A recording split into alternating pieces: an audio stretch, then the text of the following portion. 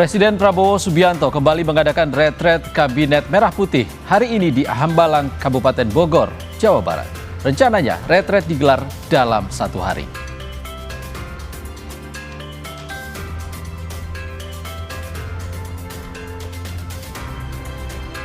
Melaksanakan surat edaran Gubernur Jawa Barat, pemerintah Kabupaten Cirebon akan mencabut tanaman kelapa sawit di kawasan Bukit Cigobang.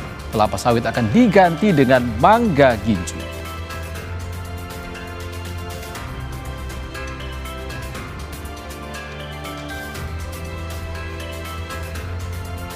Sudah berhari-hari sampah di area Pasar Wonomulyo, Polewali Mandar, Sulawesi Barat tidak terangkut.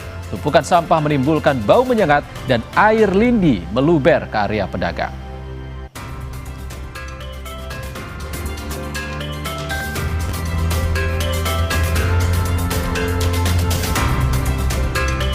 Halo, apa kabar saudara? Selain 3 sorotan utama tadi, sejumlah informasi penting dari berbagai penjuru tanah air akan kami hadirkan untuk Anda selama 30 menit ke depan.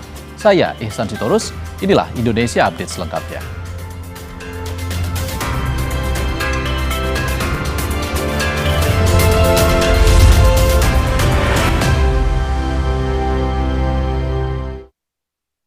Kita ke informasi pertama, hujan deras membuat air sungai Serang di Kabupaten Grobogan, Jawa Tengah meluap dan merendam 118 rumah di Desa Katong. Menurut pemerintah Desa Katong, banjir kerap melanda wilayahnya tiap kali hujan deras. Sepanjang tahun 2025 hingga awal Januari tahun ini, Desa Katong sudah 6 kali dilanda banjir. Air sungai Serang meluber merendam permukiman, jalan, dan sejumlah fasilitas umum, serta menghambat aktivitas ekonomi dan sosial warga. Pemerintah desa berharap sungai Serang dikeruk sehingga tidak meluap tiap kali hujan deras. Berdasarkan data BPBD Grobogan, setidaknya 5 desa di 5 kecamatan terdampak banjir.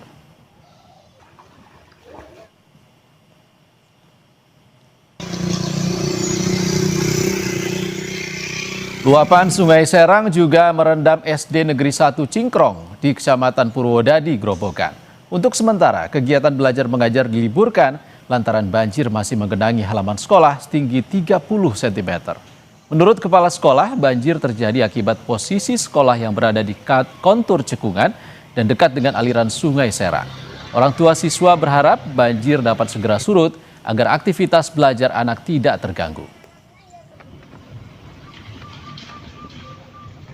Karena derasnya hujan kemarin, jadi terjadi luapan air sehingga SD Negeri 1 Cingkrong terdampak, halamannya terdampak banjir, tetapi alhamdulillah tidak masuk ke dalam rumah karena posisi di sekitar, khususnya di sebelah utara SD ini adalah aliran Sungai Serang, sehingga luapan langsung ke sekolah karena daratan ini cekung, sehingga dari arah utara, dari arah barat itu air menjadi satu di SD Negeri 1 Cingkrong.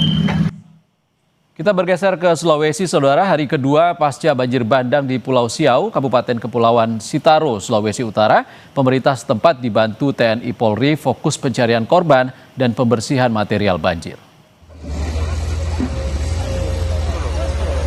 Warga bersama TNI dan Polri bahu-membahu membersihkan material banjir di Desa Bahu Sandang, Kecamatan Siau Timur, Sitaro. Sejumlah alat berat juga dikerahkan untuk membersihkan sisa banjir berupa bebatuan dan pepohonan. Kapolres Kepulauan Sitaro AKBP Iwan Permadi memantau sekaligus memimpin personelnya membantu proses pemulihan pasca banjir di daerah itu.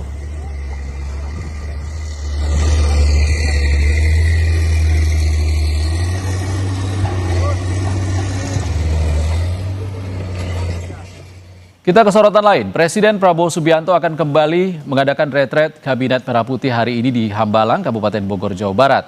Rencananya retret digelar dalam 1 hari.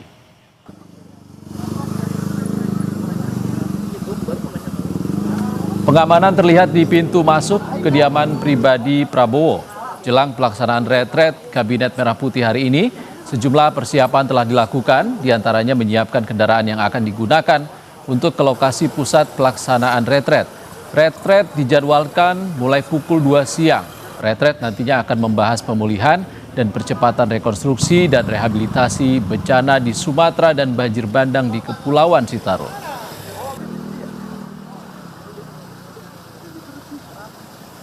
Bagaimana jalannya retret Kabinet Merah Putih di Hambalang? Kita sapa jurnalis Kompas TV Asri Gunawan dan juru kamera Anggi Mendarwan. Selamat siang, Asri. Asri, saat ini apa agenda yang tengah berlangsung?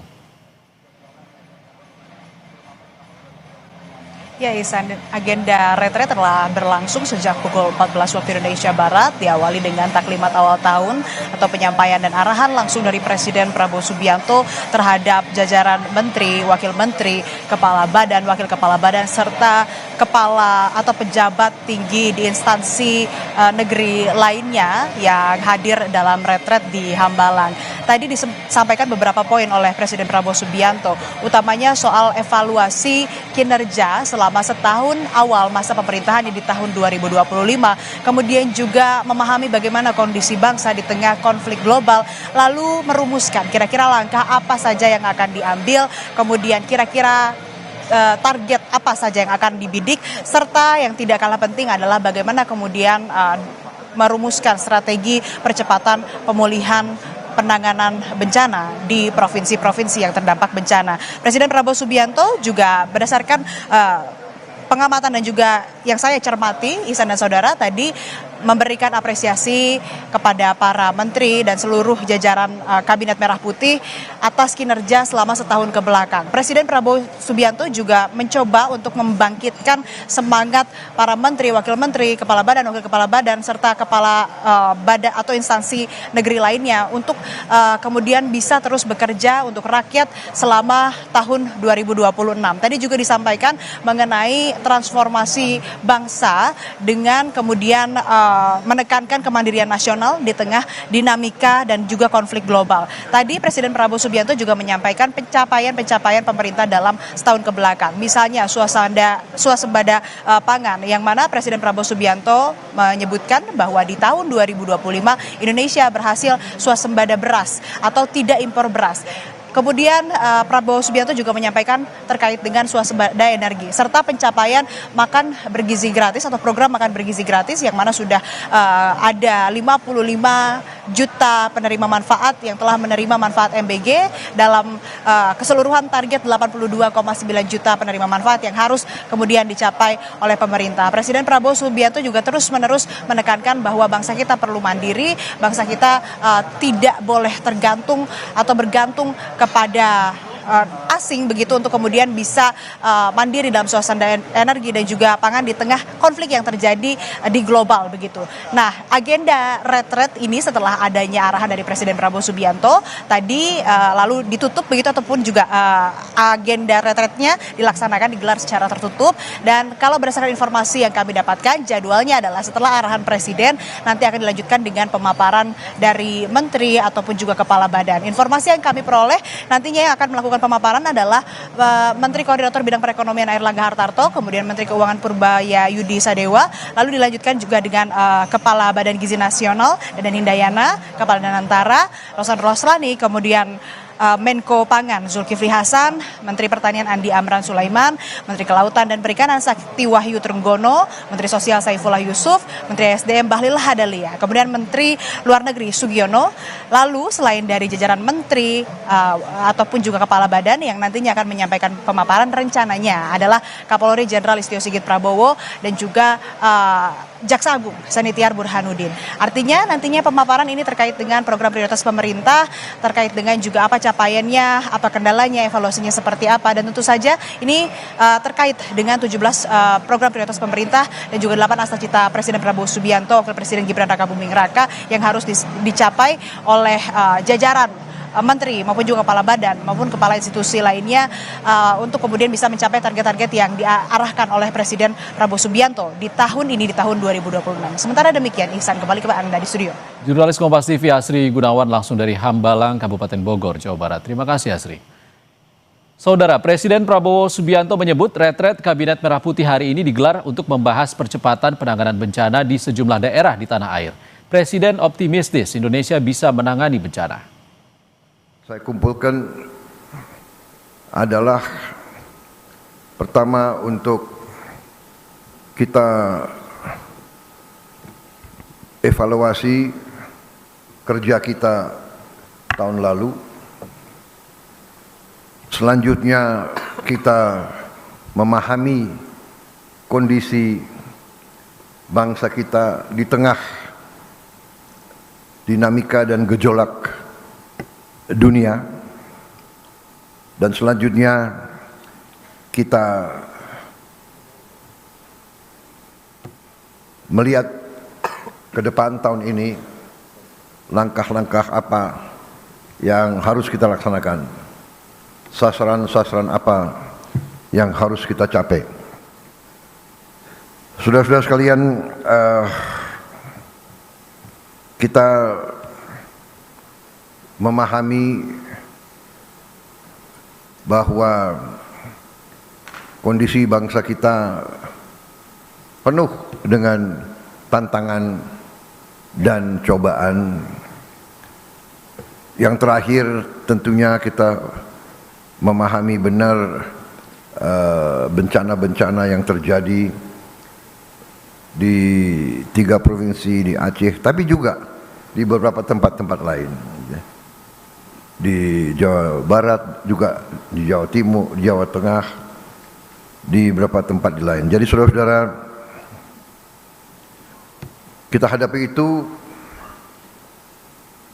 dan dengan kita hadapi itu, kita memahami benar bahwa ternyata negara kita sesungguhnya memiliki kekuatan.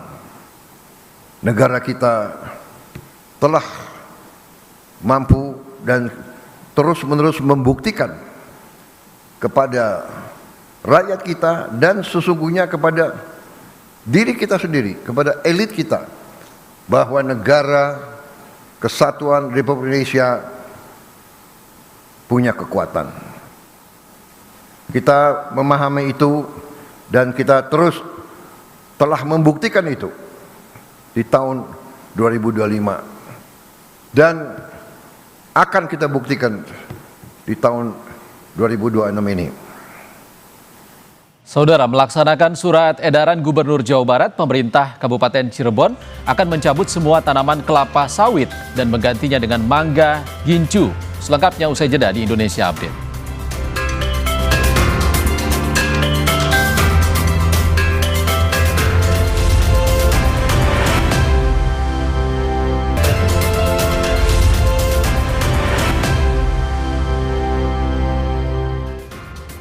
Anda kembali di Indonesia Update. Saudara, pemerintah Kabupaten Cirebon memastikan akan melaksanakan surat edaran Gubernur Jawa Barat Deddy Mulyadi terkait larangan penanaman kelapa sawit.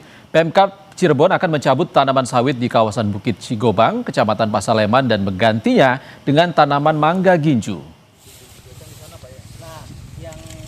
Pencabutan sawit akan dilakukan bersama masyarakat, tim penanam, dan pemerintah desa. Alih komoditas ini dilakukan demi menjaga keberlanjutan lingkungan di kawasan perbukitan. Menurut data Pemkab, saat ini terdapat sekitar 400 batang tanaman sawit di lahan seluas 2,5 hektar di Bukit Cigobang. Masih di lokasi yang sama, terdapat lahan lain yang siap ditanami sawit tahap berikutnya.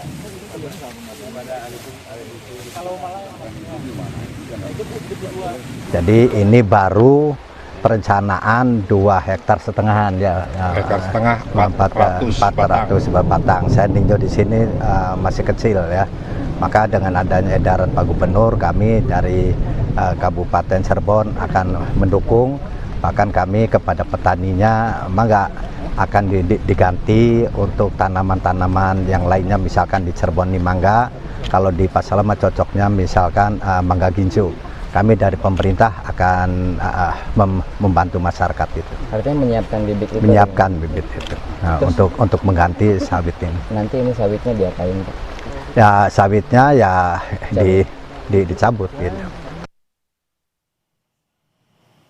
Kita ke sorotan lain, saudara. Pemerintah Provinsi Bengkulu mengurangi jam kerja ASN menjadi 3 hari dalam sepekan. Kebijakan ini diterapkan untuk menghadapi efisiensi anggaran dari pemerintah pusat. Namun, kebijakan itu tak berlaku bagi ASN yang bersentuhan langsung dengan masyarakat. Alhamdulillah wa syukurillah. Pengurangan jam kerja ASN Bengkulu ini mulai diberlakukan awal tahun 2026. ASN nantinya hanya bekerja di kantor dari Senin hingga Rabu. Sementara Kamis dan Jumat bisa bekerja dari mana saja atau work from anywhere atau WFA. WFA ASN ini hanya diperuntukkan bagi ASN umum. Namun untuk ASN yang bersentuhan langsung dengan pelayanan masyarakat seperti tenaga pendidik dan tenaga kesehatan masih bekerja seperti biasa. Hari kerja kita dikurangi, jadi 3 hari, cukup Senin, Selasa, Rabu. Selebihnya work from anywhere. Itu salah satunya itu, ya, work from anywhere. Disegerakan bekerja dari mana saja, tapi tetap ya harus bekerja. Ya, ketika dibutuhkan, ya kita harus menyelesaikan pekerjaan kita. Kita bergeser ke Jawa Timur. Saudara, Dinas Kesehatan Kabupaten Madiun, Jawa Timur mengungkap hingga saat ini belum ada temuan kasus superflu di wilayahnya. Namun Dinas Kesehatan tetap mewaspadai dan meminta warga menjaga kesehatan. Meski di Jawa Timur sudah ada temuan kasus, namun Dinas Kesehatan Kabupaten Madiun, Jawa Timur menyebut hingga saat ini belum ada temuan suspek ataupun konfirmasi kasus superflu di wilayahnya. Dinas Kesehatan terus memantau perkembangan kasus influenza melalui sistem kewaspadaan dini respon cepat atau SKDR di setiap puskesmas. Masyarakat diminta tidak panik karena superflu saat ini masih terkendali meski penularannya lebih cepat daripada flu biasa. Masyarakat diimbau tetap menerapkan pola hidup sehat dan memeriksa ke fasilitas kesehatan jika muncul gejala. Panik karena apa, influenza ini masih dalam batas terkendali, kenaikannya tidak terlalu signifikan. Terkait superflu memang sekarang sudah berubah, tetapi masih dalam batas terkendali. Jawa Timur ada 18 temuan kasus, tetapi di Kabupaten Madiun belum ada. Saudara, satu persatu sekolah di Kabupaten Aceh Utara yang terdampak banjir bandang berangsur aktif kembali. Sejumlah sekolah menerapkan kurikulum darurat di masa pemulihan ini. Meski banyak siswa yang tak menggunakan seragam, anak-anak ini bersemangat datang ke sekolah mereka di SD Negeri 5 Kecamatan Samudra, Kabupaten Aceh Utara, Aceh. Sebagian di antara siswa kehilangan seragam, buku, dan juga perlengkapan sekolah saat banjir bandang menerjang tempat tinggal mereka November lalu. Bersama para guru, anak-anak ini juga mencari dan mengumpulkan buku-buku pelajaran yang masih dapat digunakan. Saat ini aktivitas pembelajaran di sekolah dilaksanakan dengan menerapkan kurikulum darurat.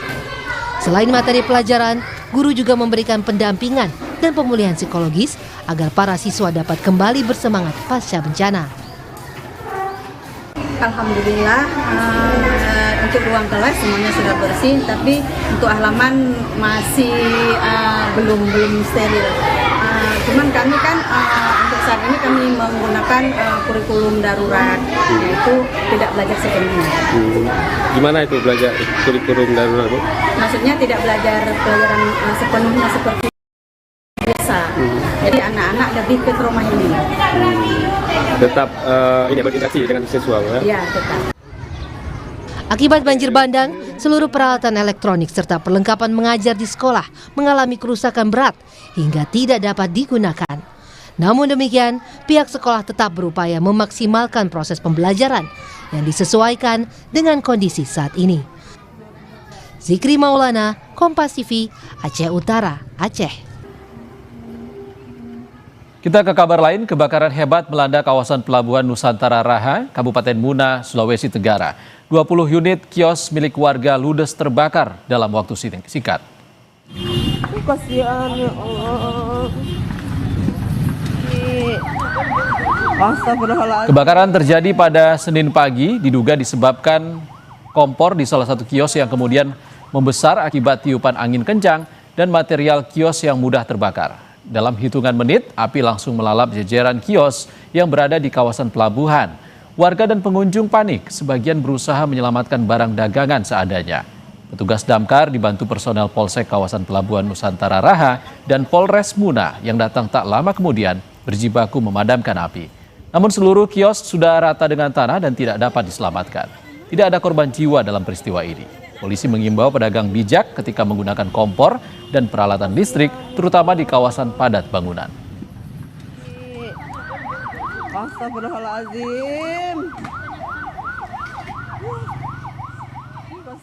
Informasi usai jeda, saudara, sudah berhari-hari sampah di area Pasar Wonomulyo, Polewali Mandar, Sulawesi Barat tidak terangkut.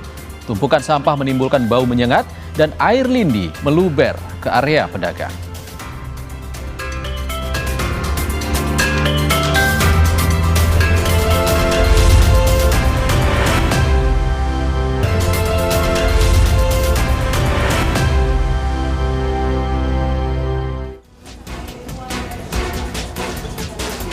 Mahasiswa Universitas Negeri Manado menggelar unjuk rasa di depan kantor rektorat sebagai bentuk solidaritas terhadap mahasiswi yang meninggal dunia dan diduga menjadi korban pelecehan seksual oleh seorang dosen.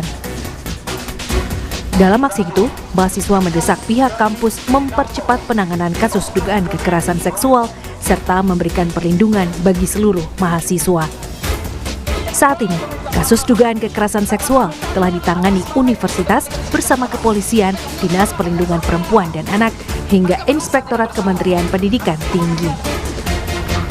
Pihak Universitas Negeri Manado juga telah menonaktifkan dosen yang diduga melakukan kekerasan seksual.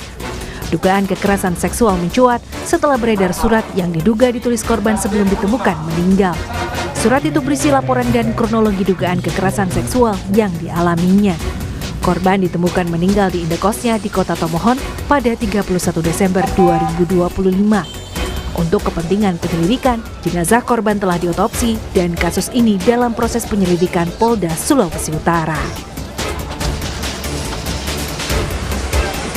Petugas pemadam kebakaran Kota Solo membantu proses pemakaman seorang warga berbobot 200 kg di Kabupaten Sukoharjo, Jawa Tengah. Pemakaman jenazah perempuan bernama Rusmi Ningsih yang berusia 43 tahun itu melibatkan 12 personel damkar dan 8 personel Linmas. Linmas mengusung jenazah dari ambulans ke lokasi pemakaman menggunakan tandu berkapasitas besar. Selanjutnya, petugas menurunkan jenazah ke dalam makam dengan metode lowering menggunakan tali dan peralatan khusus. Teknik lowering digunakan karena medan licin dan beban yang tidak memungkinkan penanganan secara manual. Satu unit mobil terbakar di dalam sebuah bangunan ruko berlantai 3 di Jalan Logam, Kota Medan, Sumatera Utara.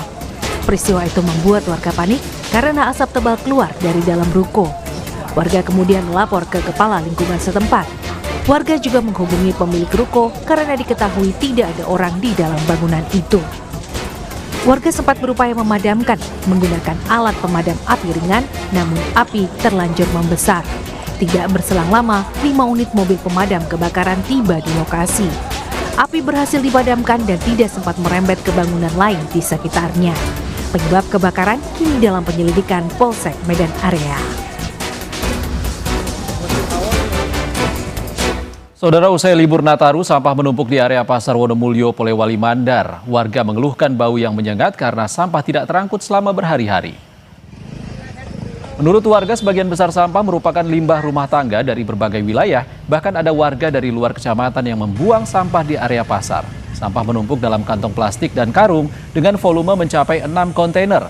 Tumpukan sampah bahkan mengeluarkan air lindi yang meluber ke area lapak pedagang. Menurut pemerintah Kecamatan Wonomulyo, keterlambatan pengangkutan sampah disebabkan akses menuju tempat pembuangan akhir yang tidak bisa dilalui kendaraan akibat hujan.